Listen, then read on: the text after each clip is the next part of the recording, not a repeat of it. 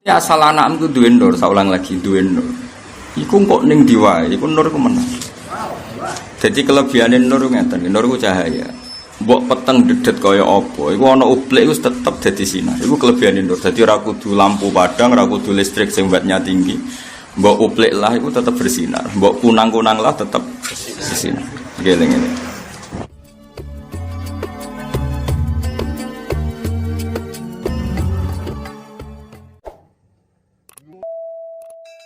Ya saluang lagi itu bagian dari nopo takwil. Terus apa kan wonten babnya itu di etkon itu bab muhimil ikhtilaf. Itu memang dibabkan oleh ulama-ulama ulumul Quran apa muhimil ikhtilaf. Ayat-ayat yang dohirnya itu saling benturan. Ayat-ayat yang dohirnya itu saling nopo benturan. Jadi misalnya waqifuhum innahum mas'ulun. Itu ada periode di mana kita ngalami posisi mas'ulun ditanya. Ya, ada posisi di mana kita ngalami periode apa? Mas'ulun ditanya. Nah, terus tapi juga ada periode di mana istilahnya fahum la yatasaalun. Dia tidak ngalami saling tanya. Jadi ada periode ya berarti gini, kalau pas mahsyar itu bahkan yauma yafirul mar'u min akhi wa ummihi wa abi. Tapi nanti itu ada periode di mana orang itu saling mensafaati. Berarti periode syafaat ya ada halun, ada satu keadaan. Tidak saling mengenal juga satu keadaan. Sehingga nanti terus faktanya ya gitu. Misalnya ada periode di mana yauma yafirul mar'u min akhi wa ummihi wah, itu ya satu periode. Tapi nyatanya wasiqal ladzina taqaw rabbahum ilal jannati zumaro. Kalau zumaro artinya kan tidak saling apa? Tidak saling lari, tapi ketemu. Biasa ulang lagi. Pada akhirnya kita di surga kan zumaro. Kalau zumaro itu saling yafiru apa enggak? Enggak kan? Makanya itu cara saya takwilan paling bagus itu. Jadi takwilan paling bagus itu menurut saya dikatakan Ibnu Abbas saja. Jadi kondisi-kondisi yang di Quran itu halan duna halin.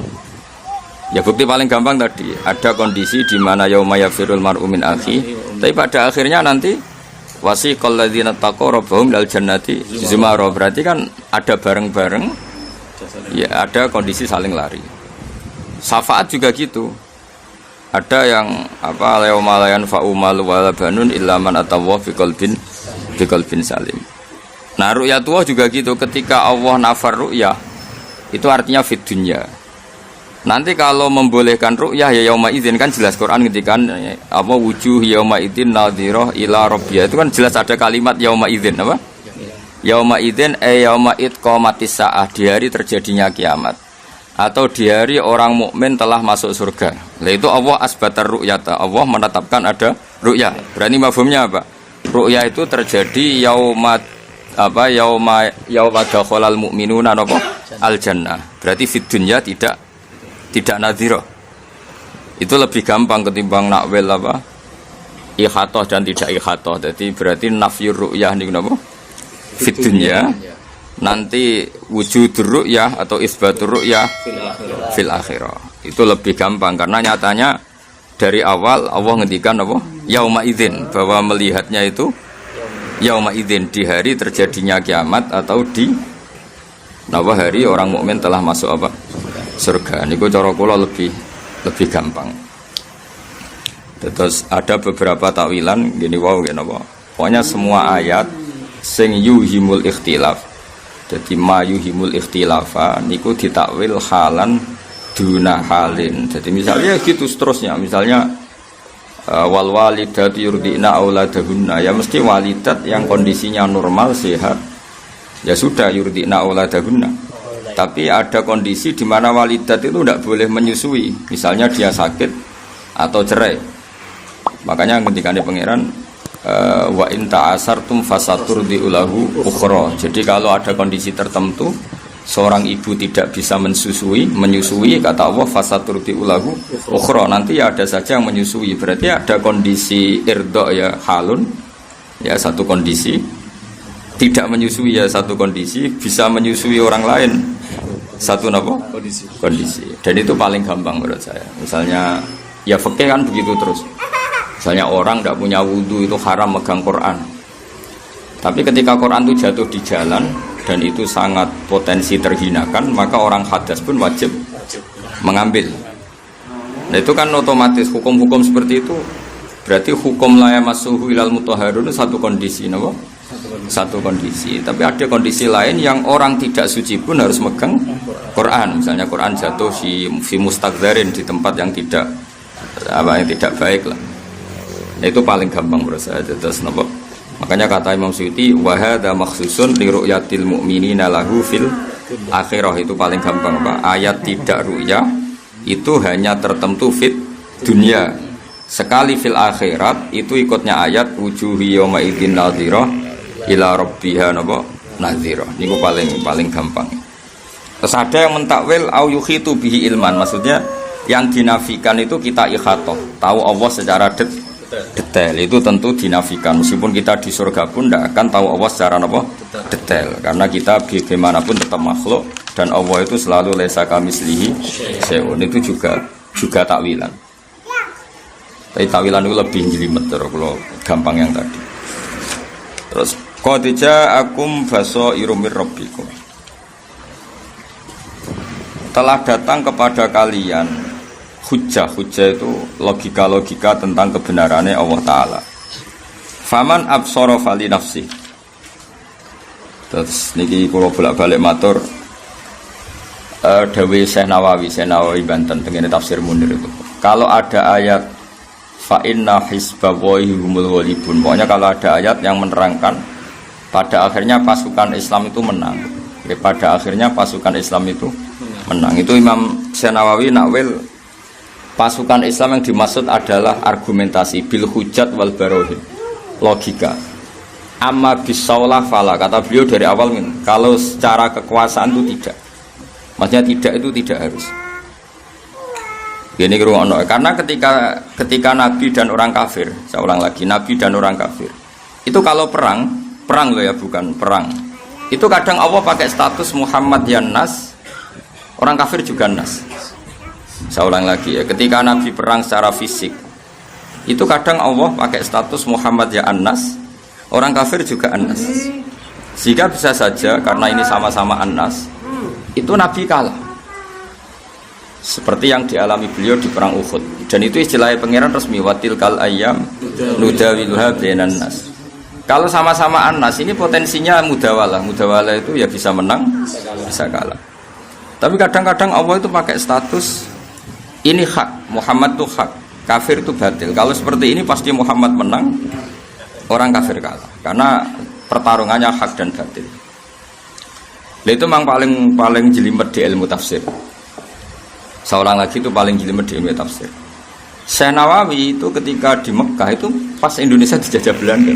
Bahkan di antara beliau tidak mau pulang ke Indonesia karena Indonesia dijajah Belanda. Begitu juga Syekh Mahfud Termas, Syekh Abdul Manan. Sehingga beliau itu kan ya kepikiran, wong Islam mesti menang, nyatanya Indonesia cek kalah, dia ini menangi kemerdekaan, bukan menangin apa? Sehingga beliau semuanya ulama dulu, apalagi ulama Mesir, itu semuanya dikooptasi Prancis dulu, apa zaman pas ngarang kitab itu dikooptasi apa? Prancis. Itu mesti ngalahkan itu pasukan Allah menang itu bil barohin wal hujjat, dengan logika. Ya dengan apa? Logika. Sehingga kalau bolak-balik anggar matur tentang pangeran, kalau anggar pas tahajud nih, kalau manjen luwes siap ketemu pangeran. Dunia itu di Barno. Itu misalnya Barno itu sena anak kira-kira potongan soleh, kuliah ning Amerika, di Australia Barno. Asal raine rai soleh. Mbok niru bapake, mbok niru gurune, pokoke raine ku rai soleh. Ya istikharah rai soleh ta ora.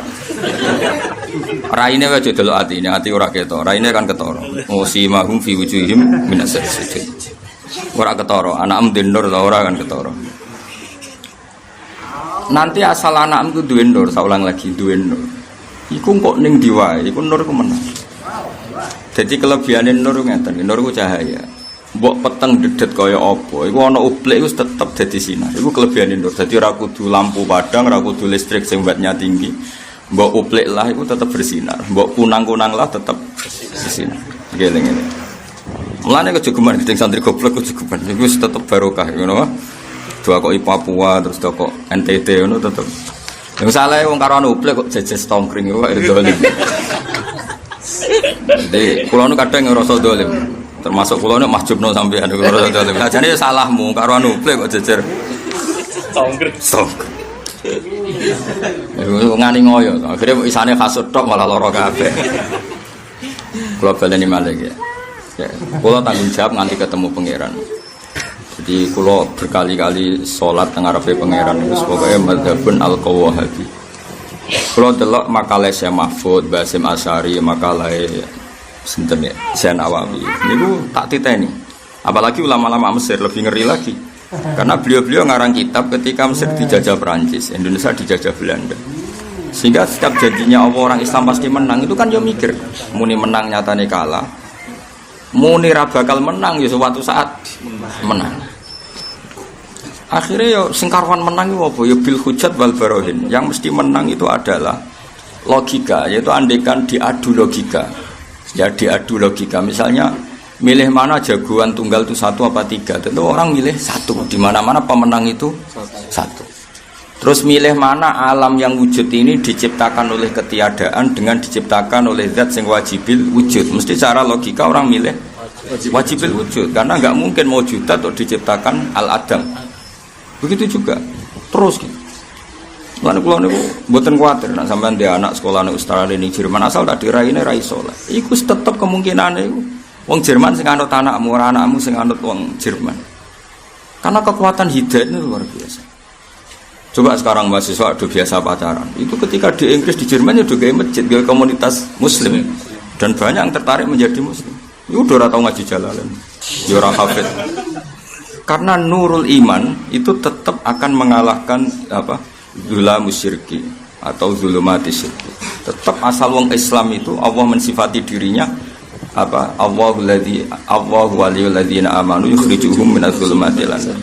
Jadi sebenarnya kita ini hanya butuh status amanu. Asal kamu sudah iman itu Allah mensifati dirinya Allah sendiri. Itu Allah mensifati dirinya yukhrij, saya akan mengeluarkan. Jadi kita hanya butuh status amanu. Setelah kita amanu, Allah mensifati dirinya apa? Allahu waliyul ladzina amanu yukhrijuhum minadz zulumati ilan nur. Jadi kita harus butuh ila darajatil iman. Setelah kita ila darajatil iman, maka hubungan Allah dengan kita adalah yukhrijuhum minadz zulumati ilan nur. Kita pasti dikeluarkan minadz zulumati ilan. Jadi kira usah khawatir anak mending titi asal tadi loh ya. Kowe memastikan nih anak memiliki amanu. Amanu sing standar pangeran. Ora standar KTP. Paham ya? Jadi untuk lisensi kan ketoro. Anak dinur ora ketoro jedlok bapake, Bulet bahaya tambah meneh. Mong kowe nasab akhir ndok tunggu lametung. Ruwet meneh. Paling kiai ning Jawa iku jarang nasab nganti 5. Paling bapak mbah wis. Ayo ngaco ngene. Sing iso nyebut kiai, sing iso nyebut mbae nganti parah. Gak maksudnya bapake iku jek rondo Arab jenenge sing mbae buyute. Kira-kira. Sing wis kiai ketat-ketat sok ekstrem iku. Mbae jek katokan cekak yakin akeh. Asal wong Jawa lho. Mayoritas maksudku. Kadang cerita aku ya kiai cerita aku, mbahku ya orang sholat terus. Paling sing nasab top kan siji sekarwan habaib nomor kiai sing turun wali songo. Tapi kan kena dihitung ngono.